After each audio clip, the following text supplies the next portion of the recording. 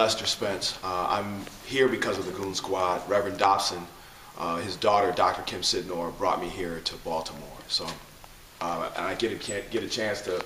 She kept on saying, "You need to meet my dad. You need to meet my dad," and I never listened. I want to publicly apologize.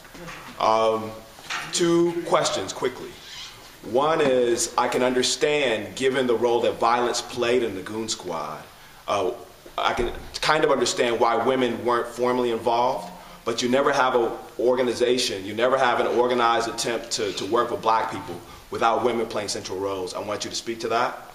And then the second question is a different take on Adam's question.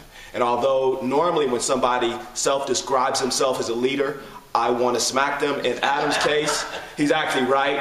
There's a number of young leaders in Baltimore. Adam's one of them, Davon's another, Deverick's another, Reverend Heber Brown in the back's another. So what is it that you, looking backwards, you wish you would have done to make the transition between your generation and the next generation run more smoothly?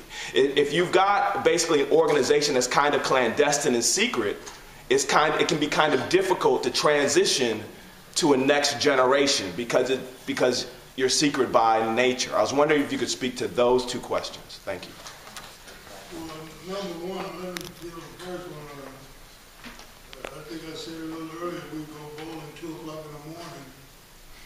Because we couldn't get to the alley until then, we'd meet until then. We had enough trouble with men getting out of the house safely and getting back in. I just married a wife saying to her husband, I'm going to the meeting at 1 o'clock in the morning with a bunch of hardheads. It wouldn't work out very well. So Madeline Murphy would interact with us whenever it was appropriate, but it wasn't 2 o'clock in the morning or anything like that, like we met. But like I said, none of this was planned. It was spontaneity